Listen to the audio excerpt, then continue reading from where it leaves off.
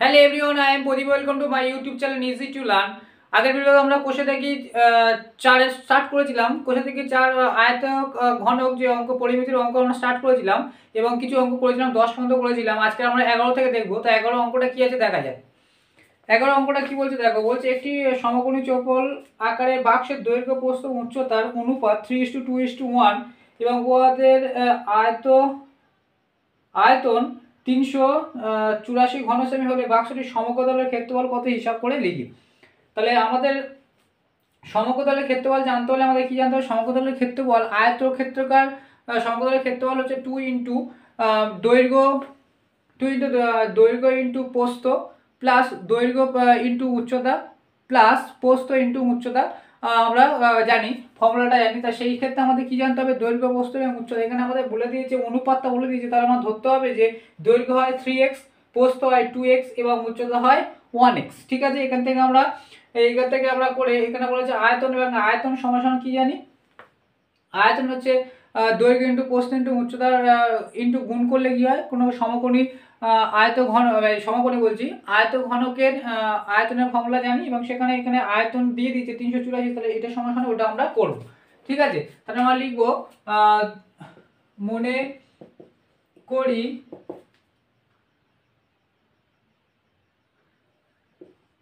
সমকোণী চৌপল বাক্সটির দৈর্ঘ্য হয় 2x সেমি।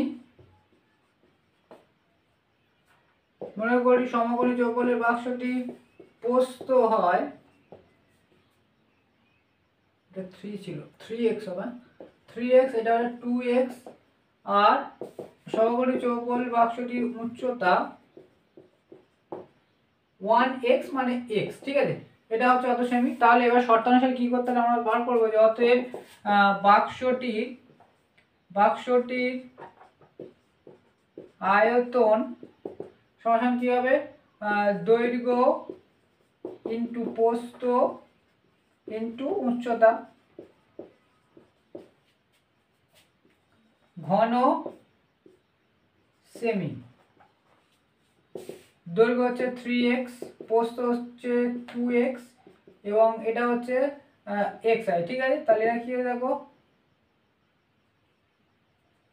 হ্যাঁ, এবারে যদি আমরা গুণ করে দেখো 2x 3x, এবার যদি সংখ্যা 3 দুগুণে 6, 3 দুগুণে 6 আর x গুণ করলে কি হবে? x স্কয়ার আর xs কিউব, তাই তো? xs কিউব, x গুণ হবে এ একটা x, এ একটা x, এ একটা 3টে x, xs কিউব হয়ে যাচ্ছে 3 দুগুণে 6। ঠিক আছে, তাহলে এত ঘন সেমি। এবার আমরা লিখব শর্তানুসারে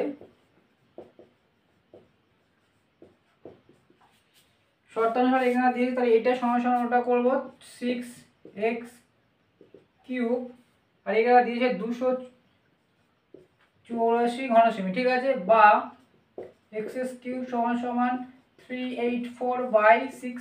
6টা যদি গুণ আছে এবার হলে ভাগ হবে। 6 দিয়ে কাটলে 6 6 36, 37 38, 2 4 4 6 24, 64 হচ্ছে। তাহলে xs, হ্যাঁ, xs কিউব সমান 64। তাহলে x সমান কত হবে? বর্গরুট 64। ঠিক আছে, তাহলে 64কে ভাঙলে আমরা কি পাই? 2 দিয়ে ভাঙলে 3 দুগুণে 6 2 32, 2 দিয়ে ভাঙলে 16 দুগুণে 32, 2 দিয়ে ভাঙলে হচ্ছে 8 দুগুণে 16, 2 দিয়ে ভাঙলে হচ্ছে তোমার 4, 2 দিয়ে ভাঙলে 2 2, মানে কটা? 6টা 2 পাচ্ছি। তাহলে এটাকে আমরা x সমান কি লিখবো? 6টা 2 এর গুণফল,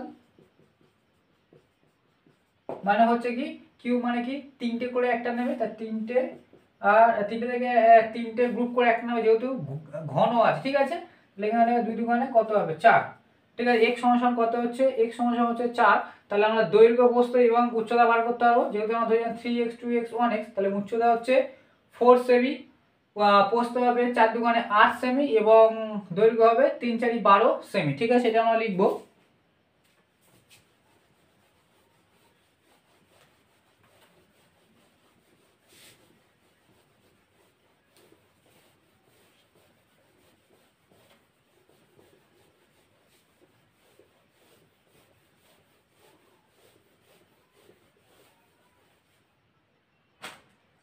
অতএব দৈর্ঘ্য সমান সমান 3 গুণিতক x ছিল, x এর মান কত রয়েছে 4, দেখো 3 4 12 সেমি, প্রস্থ হবে 2 গুণিতক 4, 4 দুগুণে 8 সেমি, এবং উচ্চতা ধরেছিলাম 1x, তাহলে কি 1 গুণিতক x মানে হচ্ছে 1 গুণিতক 4 সমান 4 সেমি। তাহলে আমরা পেলাম, তাহলে বাক্সটির উচ্চতা দৈর্ঘ্য প্রস্থ উচ্চতা পেয়েছি। এখানে বলেছে বাক্সটির সমকোণের ক্ষেত্রফল, তাহলে সমকোণী চৌপল ক্ষেত্র বিশিষ্ট আয়তঘন সমকোণী চৌপল, যার নাম আয়তঘন তার নাম সমকোণী চৌপল, তার সমকোণের ক্ষেত্রফলের ফর্মুলা কি জানি? অতএব বাক্সটি সমগ্র তলের ক্ষেত্রফল সমান কি হয়ে থাকে? 2 ইন্টু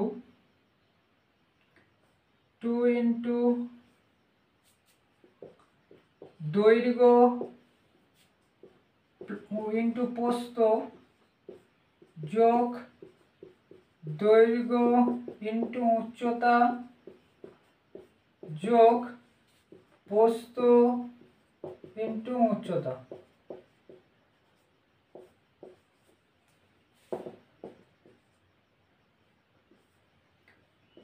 দৈর্ঘ্য কত আছে 12, প্রস্থ হচ্ছে 8, যোগ দৈর্ঘ্য হচ্ছে 12, প্রস্থ উচ্চতা হচ্ছে 4, প্রস্থ হচ্ছে 8, উচ্চতা হচ্ছে 4, 2 এটা গুণ করলে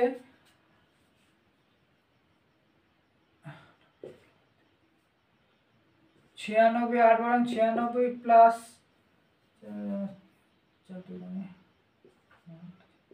4 বরং 48 প্লাস 32, ঠিক আছে।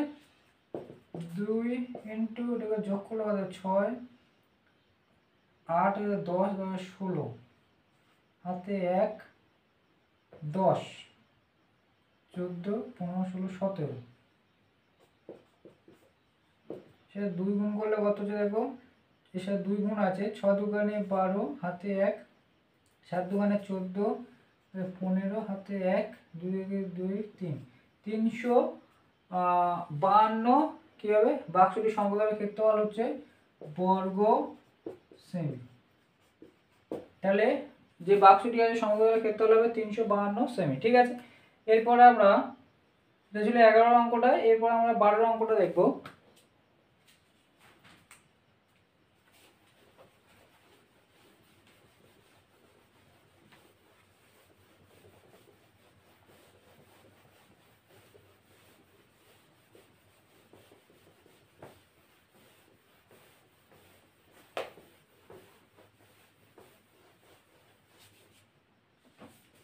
বারো অঙ্কটা কি বলছে? বলছে একটি চা বাক্সের ভিতরে দৈর্ঘ্য প্রস্থ উচ্চতা যথাক্রমে 7.5 ডেসিমি, 6 ডেসিমি এবং 5.4 ডেসিমি। চা ভর্তি বাক্সটির ওজন 52 কিলোগ্রাম 350 গ্রাম, কিন্তু খালি অবস্থা বাক্সটির ওজন 3.75 কিলোগ্রাম হলে 1 ঘন ডেসিমি চায়ের ওজন কত তা হিসাব করে লিখবে। ভালো করে বুঝবে, চা ভর্তি বা বাক্সটির ওজন এবং বাক্সটির ওজন, চা ভর্তি বাক্সটির ওজন থেকে যদি আমরা বাক্সটির ওজন বাদ দিই তাহলে আমরা চায়ের ওজন পাবো। তা চায়ের ওজনটা যদি আমরা পেয়ে যাই, এবং বলেছে বাক্সটির দৈর্ঘ্য প্রস্থ উচ্চতা বলে যে আয়তনটা আমরা বার করব, সেখান থেকে আমরা 1 ঘন ডেসিমিতে চা কতটা সেটা আমরা পেয়ে যাবো। তাহলে আগে আমরা কি করব? বাক্সটির আয়তনটা বার করব, ঠিক আছে। বাক্সটির আয়তনটা বার করব।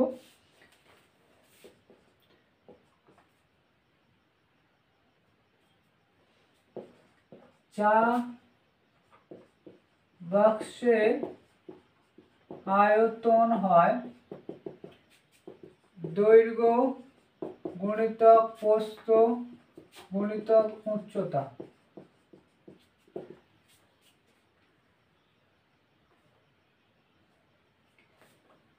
সেভেন 7.5 গুণিতক 6 গুণিতক 5.4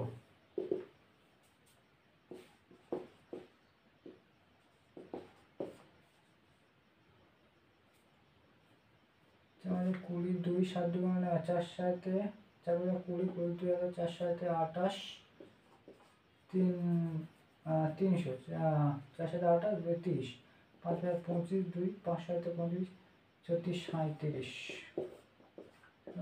5 7 3 10 4 তো 0 এছাড়া 6 যদি আমরা গুণ করি 0 5 4 30 হাতে 5 30 হাতে 3 আর 3 4 4 24 দোকান বেরোচ্ছে কত 243 আয়তন ঘন ডেসিমি তাহলে বাক্সটির আয়তন হচ্ছে 243 ঘন ডেসিমি। ঠিক আছে, এবার ভালো করে দেখো বাক্স, এটা হচ্ছে বাক্সের আয়তন। তাহলে বাক্সের আয়তনের মধ্যে বাক্সের যে চাটা আছে সেটা আগে হলো যে চায়ের ওজন কত আমরা সেটা বার করবো। বাক্স বাদে চায়ের ওজন হয়, চায়ের ওজন কি হবে, বাক্স সমেত যে ওজনটা তার থেকে বাক্সের ওজনটা মানে বাক্সের ওজনটা বাদ দেবো। তাহলে 52 কিলোগ্রাম 350 গ্রাম থেকে আমরা বাদ দেবো 3.75 কিলোগ্রাম 75 কিলোগ্রাম। যদি আমরা কিলোগ্রামে কনভার্ট করি, গ্রাম থেকে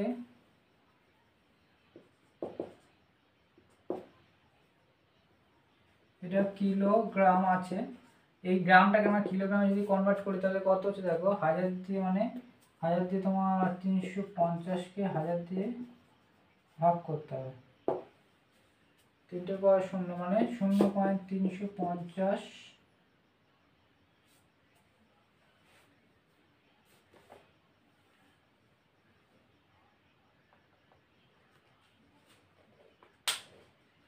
এত গ্রাম। ঠিক আছে, এত গ্রামটাকে কিলোগ্রাম হয়ে গেল, বিয়োগ 3.75 কিলোগ্রাম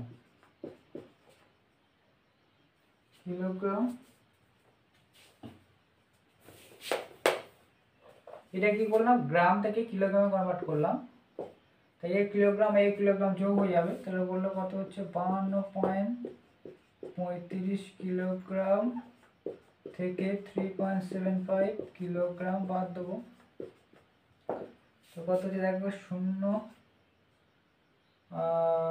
5 6 হাতে 1 4 4 6 7 8 হ্যাঁ,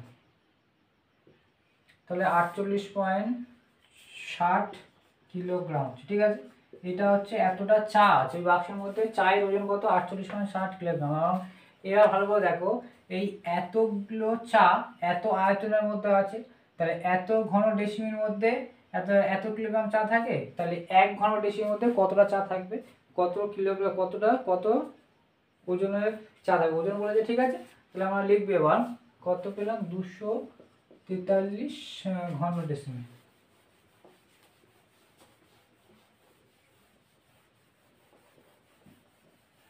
মানে আমরা বলতে চাইছি বাক্সটার আয়তন আমরা বার করলাম, আর বাক্সের ভিতরে চাটা তো এতটা আছে। ঠিক আছে, তাহলে অত ঘন ডেসিমির মধ্যে এত কিলোগ্রাম চা থাকে, তাহলে 1 ঘন ডেসিমি, এখানে বলেছে না 1 ঘন ডেসিমিতে কতটা চা থাকবে সেটা আমরা বার করবো উইকিং নিয়ম অনুযায়ী।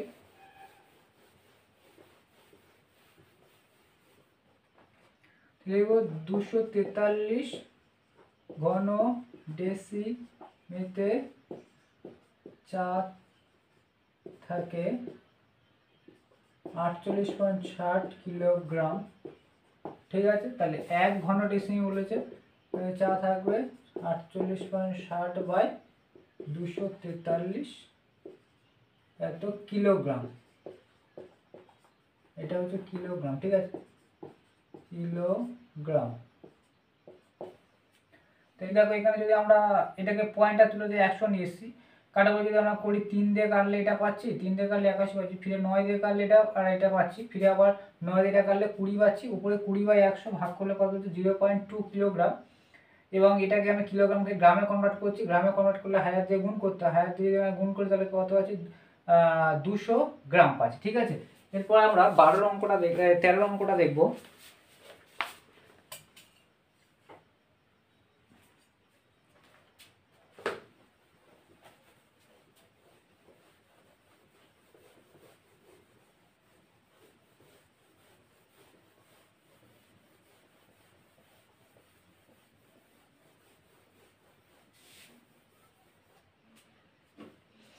তাই আমরা কি বলছি, হচ্ছে একটি বর্গাকার ভূমি বিশিষ্ট পিতলের প্লেটের দৈর্ঘ্য 1 সেমি। বর্গাকার মানে ওটা হচ্ছে বর্গক্ষেত্রাকার। ভূমি বিশিষ্ট পিতলের দৈর্ঘ্য 4 সেমি মানে এবং বেধ 1 মিলিমিটার। প্লেটটির ওজন 472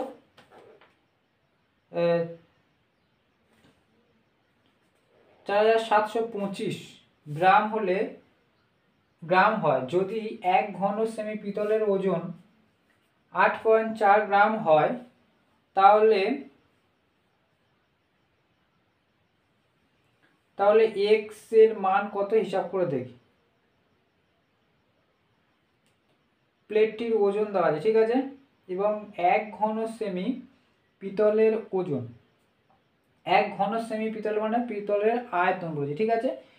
পিতল যেটা আছে তার আয়তন আছে 1 ঘন সেমিতে এত। তাহলে আমাদের আগে কি বার করতে হবে বর্গ সেমির ক্ষেত্রে, সেটা আমাদের বার করতে হবে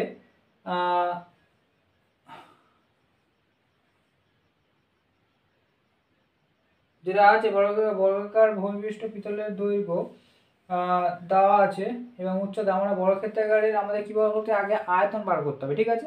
আয়তন বার করলে এক্স এর মানটা আমরা বার করতে পারবো। তাহলে আগে আমরা আয়তনটা বার করার চেষ্টা করি। কি করব, বর্গক্ষেত্রাকারের আয়তন বার করার ফর্মুলা হচ্ছে, আমরা বলছিলাম বাহুর কিউব।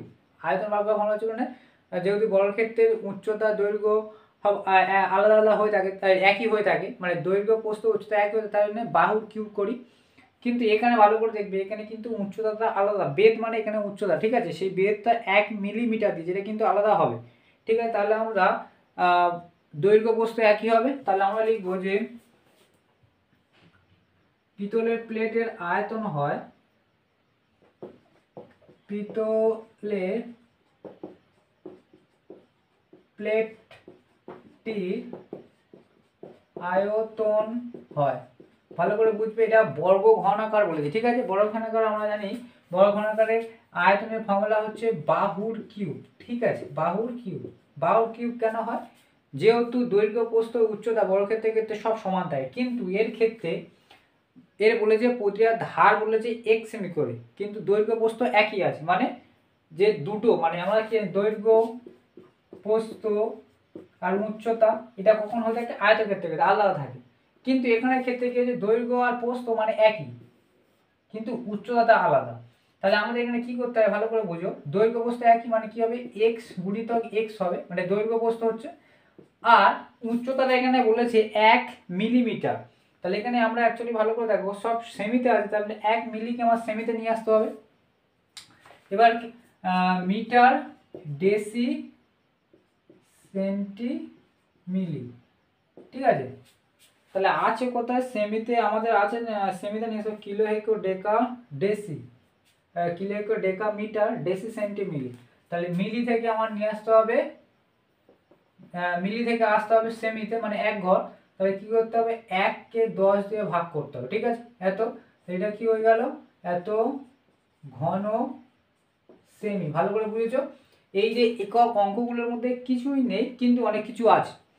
এই যে জিনিসটা আছে 1 মিলিমিটার, এটাকে আমার সেমিতে কনভার্ট করতেই হবে, ঠিক আছে, কারণ এককগুলো এক করতে হবে। আবার ফিরে তোমার এখানে তুমি জানো বর্গক্ষেত্রের ক্ষেত্রে বাহুর কিউব হয়, তুমি এক্স এর কিউব করে দিলে হবে না, কারণ এখানে দৈর্ঘ্য দুটোই কিন্তু একই আছে, কিন্তু এটা কিন্তু আলাদা। যেহেতু ঘনকের মাত্রা 3টে হয়ে থাকে, মানে দৈর্ঘ্য প্রস্থ উচ্চতা থাকে, তাহলে এখানে যেহেতু সমান, তাহলে এর ক্ষেত্রে কি হবে ভালো করে দেখো, এই দুটো সমান হচ্ছে, কিন্তু উচ্চতা যেহেতু আলাদা বলেছি, তাহলে এটাকে আমার নিতে হবে, ঠিক আছে। তাহলে এটাকে আমরা গুণ করলে কত হচ্ছে দেখো, এই জায়গাটা শুধু বোঝার আছে, বাদ বাকিগুলো এবার তোমরা বুঝতে পারবে। তাহলে এটাকে গুণ করলে এক্স এর গুণ করলে এক্স স্কোয়ার আর বাই 10 হবে, ঠিক আছে, একের সাথে গুণ করলে x/10 এত ঘন সেমি। ঠিক আছে, এটা হচ্ছে প্লেটের আয়তন আমরা বার করলাম। এখানে একটা অঙ্কের মধ্যে দিয়ে দিয়েছে এত গ্রাম দিয়েছে, ঠিক আছে, তাহলে এটা সেটা গ্রাম দিয়েছে। তাহলে 4725 গ্রাম প্লেটের ওজন। তাহলে আমরা জানি যে আমরা কি বার করছি, আয়তন বার করছি। তাহলে আমরা লিখব 8.4 গ্রাম, 4 গ্রাম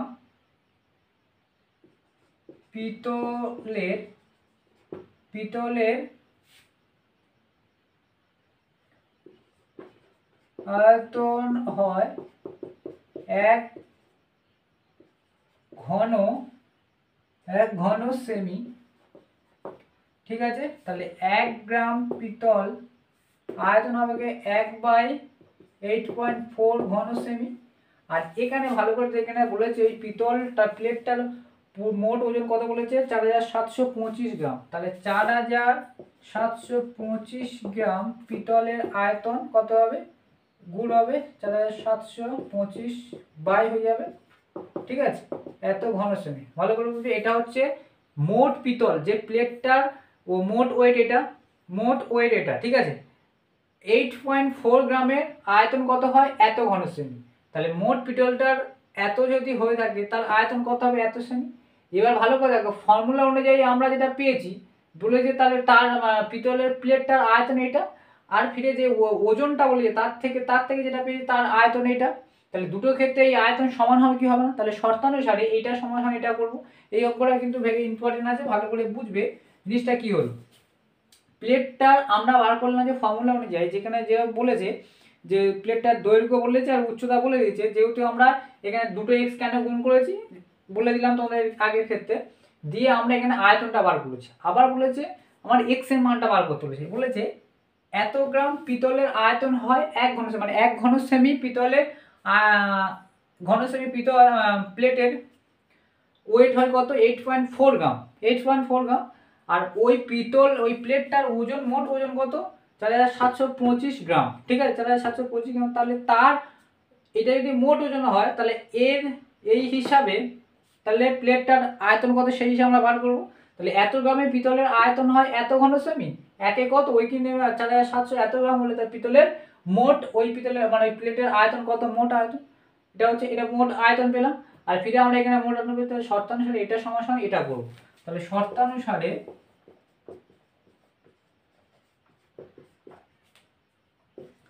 x²/10 সমান সমান 4725/8.4, বা কোনা করে যদি গুণ করে 8/4 গুণিতক x² 4725 গুণিতক 10। ঠিক আছে, এটা হচ্ছে, আর x² সমান কত হচ্ছে 4725 গুণিতক 10/8.4। ঠিক আছে, উপর দিক থেকে আমি মুছছি, দেখে ক্যালকুলেশন উপর দিক থেকে করছি। এই অঙ্কটা ভালো হয়েছে, ভালো করে বুঝবে এবং বুঝে করার চেষ্টা করবে। এরকম ধরনের অঙ্ক কিন্তু আসবে, খুবই ইজি আসে না, আবার খুব টাফ না, এটা খুব টাফ নয়।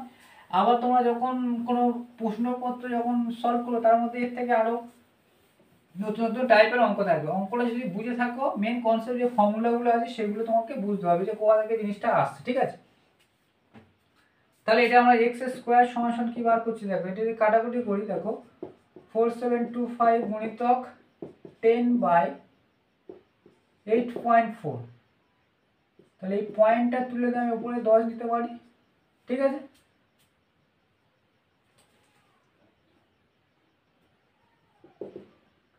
ফোর সেভেন টু ফাইভ, দুটো জিরো এক্সট্রা হয়ে যাবে বাই 8.4। x² সমান সমান যদি এটা হয়, আমরা এটাকে 10 যদি আমরা এখানে গুণ করে দিচ্ছি, এখানে যদি আমি ভাগ করে রাখি, তাহলে দেখো এটা 21 দিয়ে কাটলে 4 21, এটা দিয়ে 21 দিয়ে কাটলে 225 হচ্ছে, এটা 4 দিয়ে কাটলে 25 হচ্ছে। এটাকে যদি বর্গমূল করি, এটাকে যদি আমি ভাঙি কি আছে, 5 5 3 3, 5 5 3 3, 25কে ভাঙলে 5 পাই। আর বর্গমূল মানে কি, বর্গমূল হচ্ছে দুটো থেকে একটা গোনায় 5 3 আর 5। ঠিক আছে, 5 আর 3 গুণ করলে 5 ভাঙলে 75 কত হবে, সেমি। ঠিক আছে, তাহলে x এর মান কত হয়, 75 সেমি। এই অঙ্কটা ভালো আছে, অঙ্কটা ভালো করে দেখো। এরপরে আমাদের 14 অঙ্কটা কি বলছে,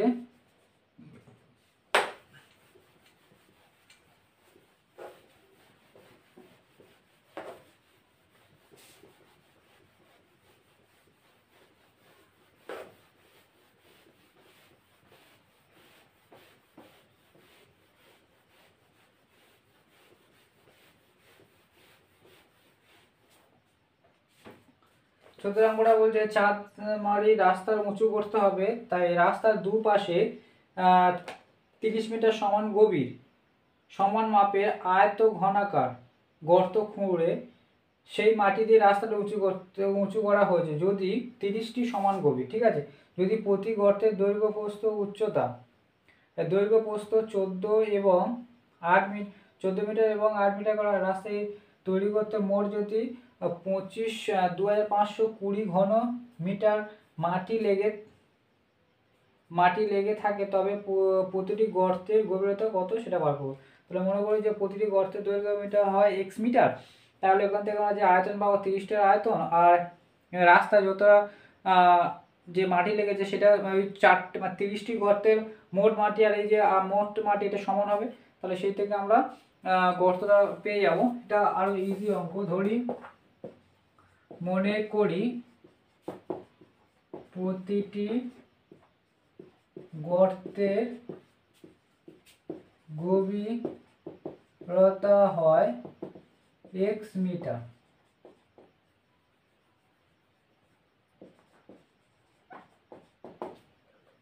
অতএব আয়ত ঘনাকার 30টি গর্তের মোট মাটি হবে, মোট মাটি মানে মোট আয়তন। ঠিক আছে, তাহলে এবার দেখো আমরা আয়তন করে গর্তের মানে ফর্মুলা কি জানি, দৈর্ঘ্য ইন্টু প্রস্থ ইন্টু উচ্চতা। এখানে একটার ওটা এটা 30টা বলছে মানে 30 গুণ হয়ে যাবে। ঠিক আছে, 30 গুণিতক দৈর্ঘ্য গুণিতক প্রস্থ গুণিতক উচ্চতা এত সেমি না মিটার, মিটারে তাই তো, এত ঘন মিটার।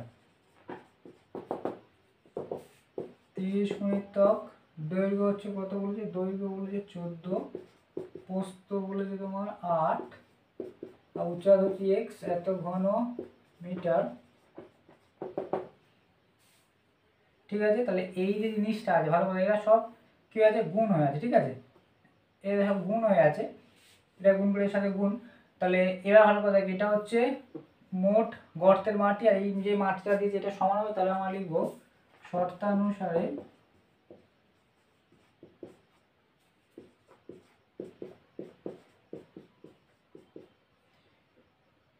এটা গুণ হয়ে আছে, মানে এদের সাথে সবার গুণ হয়ে আছে। ঠিক আছে, তাহলে x সমান সমান কত হচ্ছে দেখো 2520 ঘন মিটার। তাহলে বা x সমান সমান কত হবে, এগুলো গিয়ে সব নিচে চলে আসবে, 30 14 এবং 8, 0 0 কাটো, 2 দিয়ে কাটলে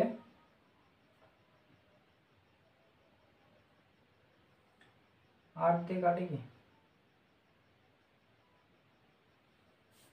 8 কে 4 2 দিয়ে কাটি, যদি আমি 2 দিয়ে কাটলে 2 2 গুণে 4, 2 কে 2 গুণে 4, হাতে একবার 6, 26, 2 দিয়ে কাটলে এটা হচ্ছে 4, 4 দিয়ে কাটে কি 3 4 12, 2 দিয়ে যদি কাটি 6 দুগুণে 12, 63, 2 দিয়ে কাটলে 2, 7 দিয়ে কাটলে 7 লং 63, আর 7 দুগুণে 14, 3 দিয়ে কাটলে 3 3 9, তাহলে কি আছে 3/2 দুগুণে 4, x সমান সমান 3 এত মিটার। এটাকে ভাগ করলে কত হচ্ছে, 4 7 28, 2 0 75, তাই না, 4 5 20, হ্যাঁ 75, এটা করলে 0.75 মিটার। তা মিটার, এটাকে যদি আমরা মিটারে আছে, এটাকে আমরা কনভার্ট যদি করে দিই, এত মানে প্রতিটি গর্তের এখানে সব মিটারই আছে, তাহলে বলেছে প্রতিটি গর্তের গভীরতা কত হবে, প্রতিটি গর্তের গভীরতা হবে 0. অতএব লিখব, অতএব প্রতিটি গর্তের গভীরতা হবে 0.75 মিটার করে। ঠিক আছে, এরপর দেখো 15 অঙ্কটা কি বলছে। বলছে ঘন আকৃতি একটি জলপূর্ণ সম্পূর্ণ জলপূর্ণ চৌবাচ্চা থেকে সমান মাপের 64 বালতি জল তুলে নিলে চৌবাচ্চাটিতে 1/3 জলপূর্ণ থাকে। চৌবাচ্চাটি একটি ধারের দৈর্ঘ্য 1.2 মিটার হলে প্রতি বালতিতে কত লিটার জল ধরেছে তা হিসাব করে লিখি। ঘন আকৃতি একটি সম্পূর্ণ চৌবাচ্চা, ঠিক আছে। তাহলে বলছি ঘন আকৃতি মানে তার কি হবে, দৈর্ঘ্য প্রস্থ উচ্চতা সমান হবে। ঠিক আছে, এখানে ধরে নিতে হবে যে চৌবাচ্চাটি একটি ধারের দৈর্ঘ্য 1.2 মিটার। তাহলে 1.2 মিটার মানে চৌবাচ্চাটির মোট আয়তন আমাদের বার করতে হবে। তো চৌবাচ্চাটির মোট আয়তন এখানে ধরতে হবে যে প্রতিটি ধার মানে কি, ঘন আকৃতি বলেছে মানে এর দৈর্ঘ্য প্রস্থ উচ্চতা সমান হয়ে থাকে। তাহলে এখানে আমরা বাহুর কিউব করব, 1.2 মিটারের কিউব করব, করে ওখান থেকে আমরা কি বার করবো, আয়তন। তাহলে আয়তন যখন আমরা বার করবো অত লিটার জল থাকে, তাহলে অত লিটার, তাহলে 1 হচ্ছে মোট জল, তাহলে 1/3 হতে মানে আগে জলটা আমরা বার করি কতটা,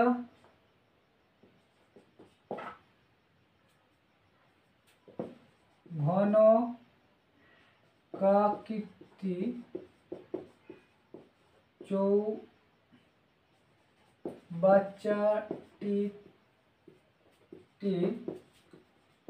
আয়তন হয় বাহুর কিউব ঘন মিটার, 1.2 এর কিউব এত ঘন মিটার।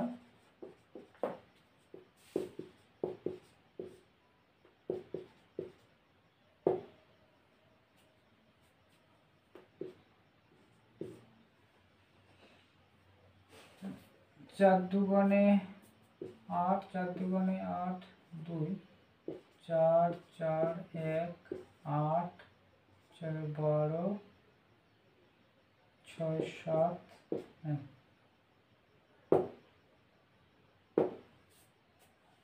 কত হচ্ছে 1.728 ঘন মিটার। ঠিক আছে, তো চৌবাচ্চাটির আয়তন মানে এটা কি আছে, জল আছে, তাহলে এটাকে আমরা কিসে কনভার্ট করবো, এটা আয়তনে, আমরা আয়তন থেকে এটাকে লিটারে কনভার্ট করব। তাহলে লিটারে কনভার্ট করতে গেলে ডেসিমিটারে নিয়ে আসতে হবে। দেখবে 1 ডেসিমি সমান সমান 1 ডেসিমি সমান সমান 1 লিটার হয়ে থাকে। তাহলে এইটাকে আমরা ঘন মিটারকে ঘন ডেসিমিতে কনভার্ট করব। তাহলে 1.728 ঘন মিটার সমান সমান 0.728 গুণিত 100 দিয়ে গুণ করলো, মিটার থেকে যদি আমার ডেসি সেন্টিতে যাবো। ঠিক আছে, ঘন সেমি, ঘন সেমি, তাহলে এটা যদি গুণ করি কি হবে, 17, 28 গুণ করলে এটা হবে ঘন সেমি, বা এটাকে আমরা বলবো এত লিটার। এবার লিখতে হবে যেহেতু 1 ঘন সেমি সমান সমান 1 লিটার। তাহলে আমরা এটা লিটারে কনভার্ট করলাম। তাহলে এর আয়তন মানে চৌবাচ্চার আয়তন মানে সেই অতটা জল থাকে, তো এটা হচ্ছে এত লিটার জল আছে। এখানে বলে যে প্রতি মানে 64 বালতি জল তুলে নিলে 1/3 জলপূর্ণ থাকে। তাহলে ভালো করে বুঝো মোট অংশটা কি, 1/3 মানে মোট অংশটা হচ্ছে 3, তাহলে এটা সমান 3 ভ্যারি করছে। তাহলে 64 বালতি জল তুলে নিলে মানে তোমার 64 বালতিতে কত জল তোলা হয়েছে, 2/3 জল তোলা হয়েছে, আর 2/3 জল তোলা হয়েছে। ঠিক আছে, তাহলে মোট কত জল তুলেছে সেটা এক বালতিতে আমরা দেখব।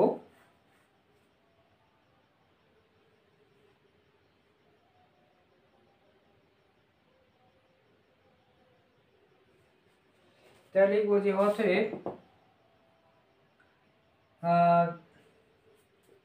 মনে করি মোট জল হয় 1 অংশ,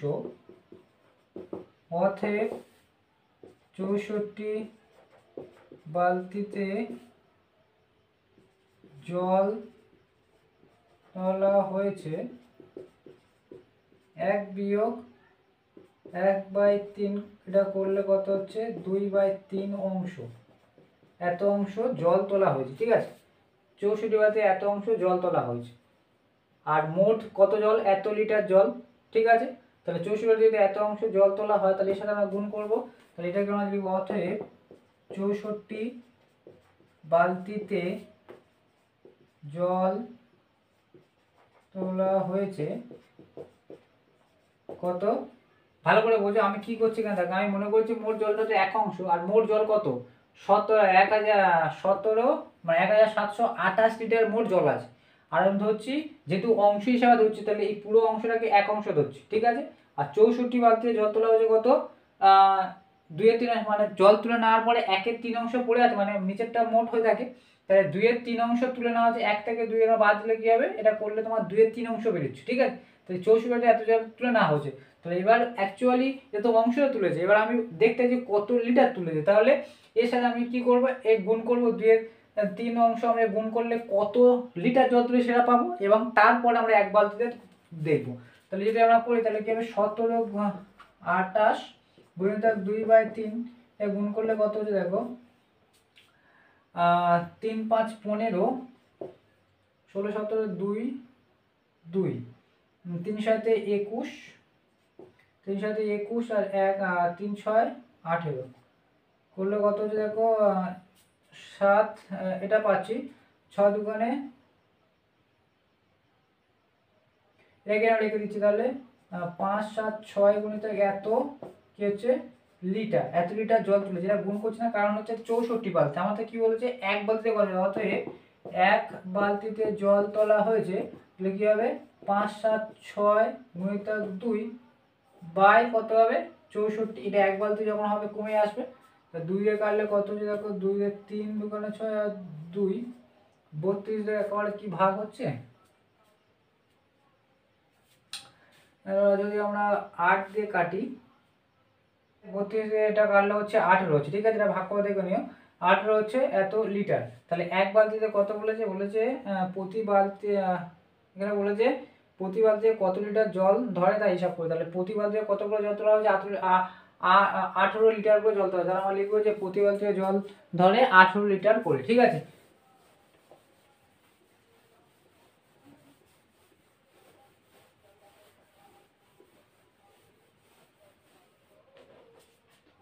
অতএব প্রতি বালতিতে 18 লিটার করে জল ধরে।